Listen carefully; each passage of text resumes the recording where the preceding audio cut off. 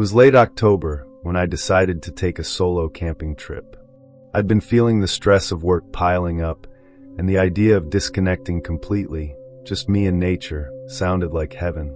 I picked a spot deep in the Olympic National Forest, a place I'd visited once years ago but never camped in. It was known for being pretty remote, not a lot of foot traffic once you got past the main trails.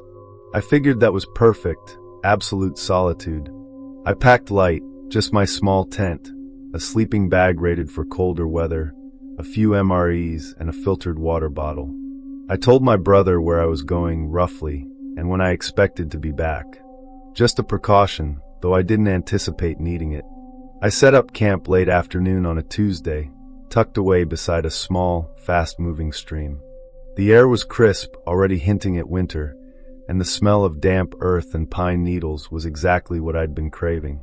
After pitching my tent and gathering some firewood, I settled down to read, enjoying the silence broken only by the gurgling stream and the occasional rustle of leaves. As dusk began to settle, a strange sound cut through the quiet, a rhythmic, almost metallic thump, thump, thump. It was distant but persistent. It wasn't an axe, not quite. More like something heavy being dragged, or perhaps a dull, repetitive striking. It went on for about 20 minutes, then stopped as abruptly as it began. I tried to dismiss it as some far-off logging operation, but the sound had been too irregular for machinery. It left a faint, prickling unease. The next morning, the unease sharpened. I'd woken before dawn, and as I was filtering water by the stream, I noticed something odd. About 30 yards upstream, wedged between two rocks, was a frayed piece of heavy-duty rope. It looked almost like a tow rope, but it was caked in mud and had clearly been there for a while, snagged and forgotten. What really got me was the end of it. It looked like it had been cut, not broken, and the cut was jagged, as if done hastily with a blunt tool. I also noticed that the small, flat stones bordering my campsite, which I'd carefully arranged the previous evening, had been subtly shifted. Just a few of them, nudged inwards, almost like someone had been tracing the perimeter while I slept. I told myself it was animals, maybe a deer, but the rope and the stones together made my stomach clench. The thumping from last night replayed in my head. I decided to pack up. The solitude suddenly felt less like peace and more like vulnerability. As I was collapsing my tent, I heard it again. Closer this time. The thump, thump, thump. It was definitely coming from the dense part of the woods directly across the stream from me. I froze, my hand on a tent pole. Then I saw him. Through a narrow gap in the trees, maybe 50 yards away, a man. He was large, broad-shouldered, and wearing dark, nondescript clothing. He wasn't looking at me, but down at something on the ground, his back mostly to me. And he was holding something heavy and dark, swinging it with that same rhythmic motion. As he shifted slightly, the early morning light glinted off it. It was a sledgehammer. He was hitting something in the dirt, repeatedly. He wasn't breaking rocks or driving stakes. It looked deliberate, methodical. I dropped to a crouch behind my tent, my heart hammering against my ribs. He wasn't camping. He was doing something, and he was too close. I moved fast, stuffing my tent into its bag, not bothering to fold it properly. Every rustle I made felt deafening. I just needed to get to my car, parked about a mile back on the access road. I threw my pack on and started moving, trying to be silent, heading away from the man. I hadn't gone more than 100 yards when I heard it, a snapping twig directly behind me. Not an animal. The sound was too heavy, too deliberate. I risked a glance over my shoulder. He was there, maybe 30 yards back, walking steadily, holding the sledgehammer casually at his side. He wasn't running, just following, almost patrolling. Panic flared. I broke into a run, crashing through the underbrush, not caring about the noise anymore. I could hear his heavy footsteps behind me gaining. Then, a sickening thud and the sound of wood splintering right beside my ear. He'd thrown the sledgehammer. It embedded itself in a tree trunk just inches from my head. I didn't stop to look. I just ran harder, pumping my legs, the sound of his breathing, now ragged and close, directly behind me.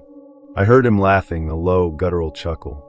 I burst out onto the dirt access road, gasping for air, my lungs burning. My car was 50 feet away.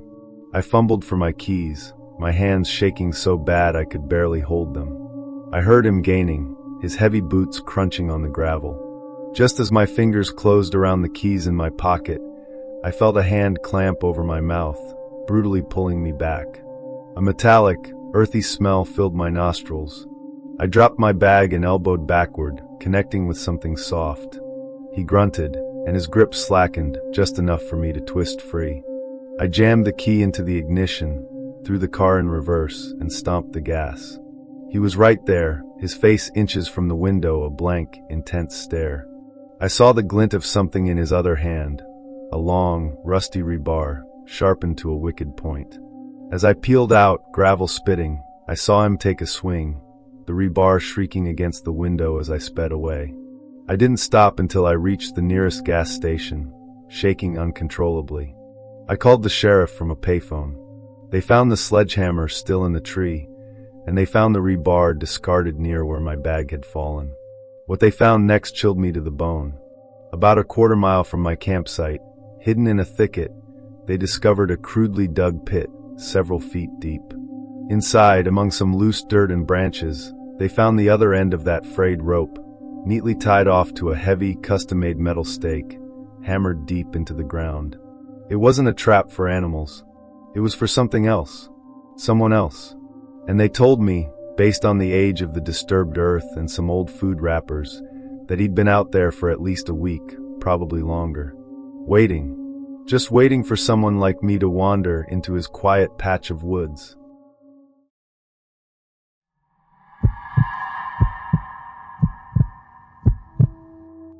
The first few months after Sarah left were the hardest. I decided to escape the city, at least for a while. My uncle has this small, rustic cabin way out in the Angeles National Forest. No cell service, just trees and quiet. It was late September, the air crisp and the leaves just starting to turn. I figured a week of complete isolation would do me good.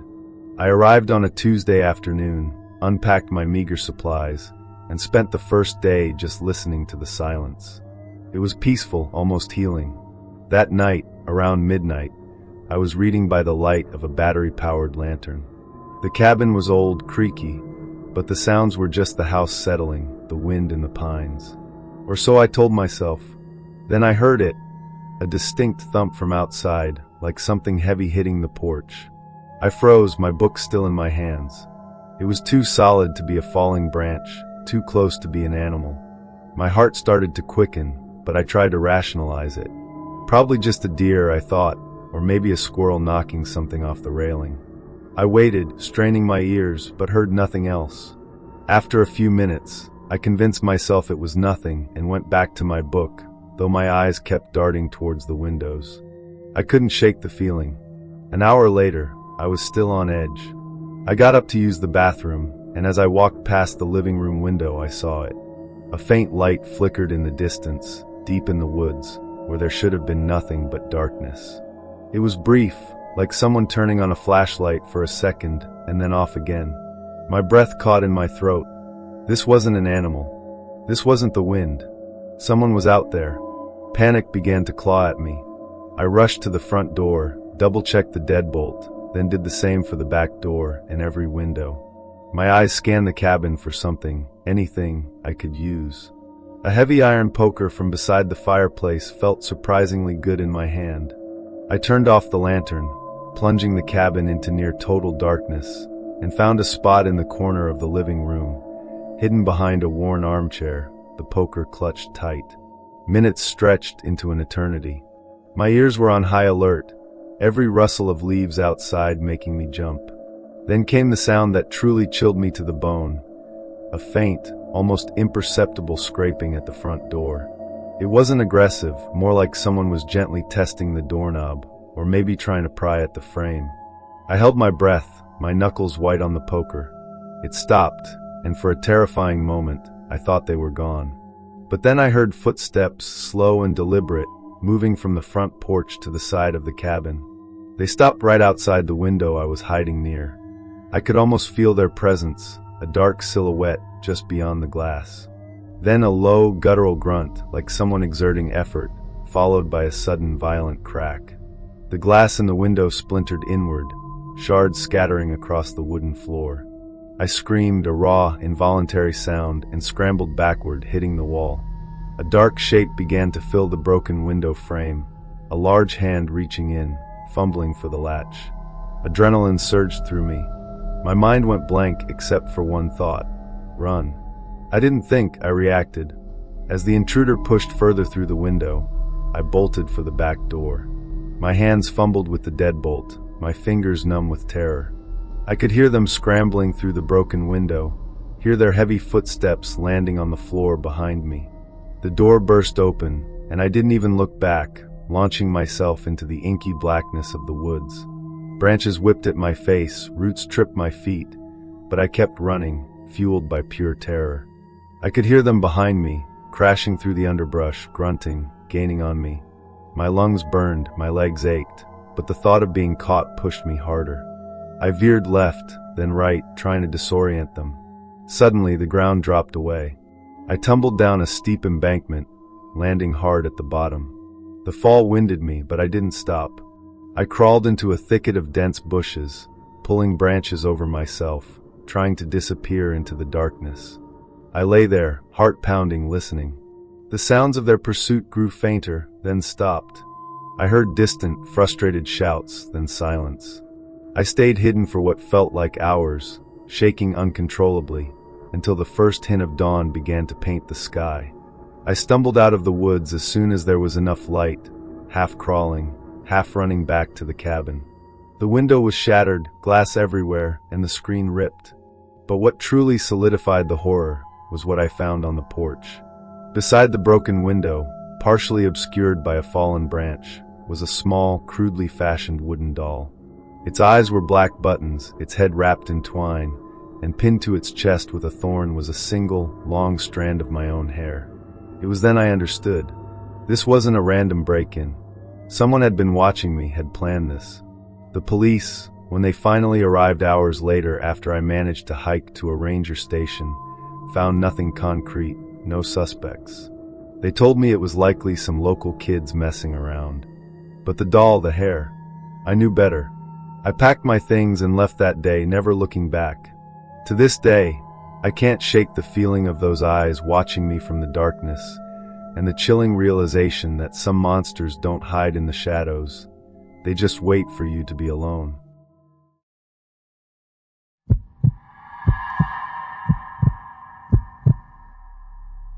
I've never been much of a camper. I like a comfortable bed, coffee within arm's reach, and nights without bugs. But my friends, they're outdoor fanatics, and they insisted I needed to experience nature. So I reluctantly agreed. We booked a campsite in a remote state park, surrounded by dense forest, where cell service completely died. That's exactly what they were looking for. Me, I just felt a strange sense of unease. We arrived on a Friday afternoon. The weather was perfect, sunlight filtering through the treetops, painting everything in gold. We set up our tents, got a fire going, and everything seemed normal. However, by Saturday morning, I woke up to find I was the only one at the campsite. My friends had left a note saying they'd gone for a long hike and would be back in the afternoon. I was annoyed they'd left me alone in this desolate spot. I tried calling them, but with no cell service, my frustration just grew. I decided to take a walk down by the nearby creek, hoping to kill some time. As I walked along the path, I started noticing some odd things. There were fresh footprints on the ground, not like my friends' boots, and they seemed to be heading away from the creek, deeper into the forest. I didn't think much of it then, assuming it was other campers. But when I got to the creek, I saw something that shouldn't have been there. A small piece of torn fabric, badly frayed at the edges, like it had been ripped from an old piece of clothing.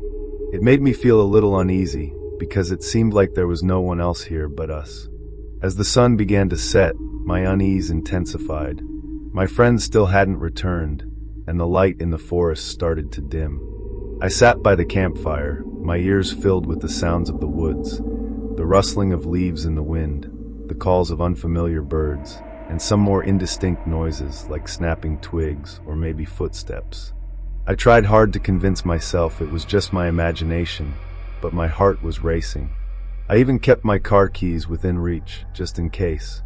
I started hearing persistent low sounds, like someone moving through the trees, getting closer and closer to my campsite. Every time a sound occurred, my muscles would tense. I grabbed my flashlight and shone it toward the woods, the beam cutting through the darkness, but I couldn't see anything but the shadows of the trees. I started to feel like I was being watched, and that feeling of being observed sent shivers down my spine. I even thought I smelled a faint, smoky odor, but my campfire was burning strong, so it couldn't have been that.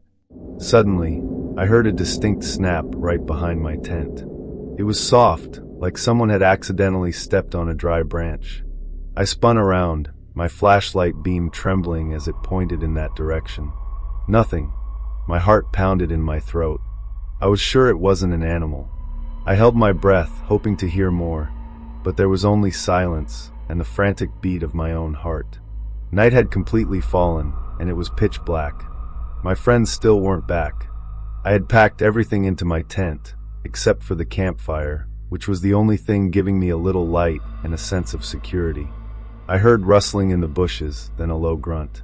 I shot to my feet, grabbing the axe I'd left on the table, even though I knew it wouldn't be much help in this situation. I swept my flashlight across the woods again, and this time, I saw something. Just about 10 meters from the campsite, in the shadows of the trees, I saw a pair of eyes. They reflected a faint gleam in the flashlight's beam, staring motionless at me. They weren't animal eyes. Their shape, their fixed gaze, made me certain they were human. My blood instantly froze. I saw a blurry silhouette, a tall figure, standing silently, as if they had been standing there for a long time. I tremblingly raised the flashlight, sweeping the beam across the area, and the eyes vanished. I heard slow, heavy footsteps, like the person was circling my campsite. Each step crunched on dry leaves, clearly audible. I gripped the axe tightly, sweat trickling down my back. I scrambled back into my tent, zipped it up, and curled up in my sleeping bag, holding my phone to my ear, even though there was no signal, just for some comfort. I heard the footsteps get closer and closer, then stop right outside my tent. I could even hear the person breathing, heavily, as if they had been running. Suddenly, my tent was violently yanked. The zipper shrieked, and I heard someone outside pulling hard. I screamed, pushing against the tent fabric with all my might, trying to stop him from getting in. The tent zipper was ripped halfway open, and I saw a rough hand reach inside, fingernails caked with dirt, knuckles thick. I grabbed my water bottle nearby and slammed it as hard as I could into that hand. I heard a muffled groan, and the hand recoiled, but I knew that wouldn't deter him. I heard him curse outside, then he started pounding fiercely on the tent with his fists. The tent fabric tore, and I saw his blurry face appear through the hole, his eyes filled with madness, a strange smile even playing on his lips.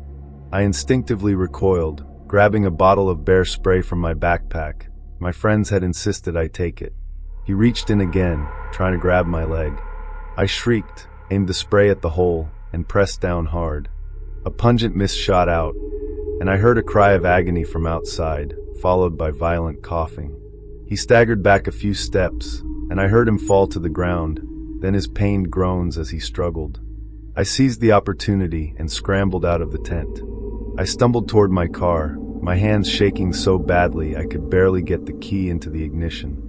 I could still hear him groaning in pain behind me, which gave me a sliver of hope. I yanked open the car door, jumped in, and immediately locked it. I started the engine, and the car roared to life in the darkness. I didn't look back. I floored the accelerator, and the car shot forward. I sped down the winding dirt road, dust flying. My heart pounded so loudly I thought it would burst. I didn't stop until I reached an area with cell service. Then I tremblingly dialed 911. I tried to calm myself down, explaining everything that had happened to the dispatcher. The police told me to stay put, and they'd send someone over. I sat in the car, shivering, not even daring to look back at the dark forest I had just escaped. The police arrived quickly, 2 young officers. They listened carefully as I recounted the entire experience, then took me back to the campsite. My stomach churned as we inspected the camp in the dim flashlight beams. My tent was shredded, the inside a mess. Even more terrifying, on the dirt around the tent, there were many messy footprints, some much larger than my own. One of the officers found an old, rusty machete on the ground, its blade stained with dirt and dry leaves. He told me it looked like it had been used many times. They found a tattered baseball cap nearby, with a few strands of long hair on it and some dried bloodstains.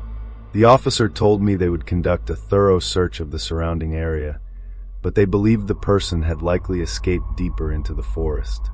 Later, I learned from the police that they had cross-referenced the area's missing persons records and found a long-missing transient who had been known to frequent that part of the forest. He had a history of violence and previous attacks on campers. When they mentioned he had likely been active in that area for a long time, a chill ran down my spine. It made me realize that person might have been living in that forest for a long time, watching us.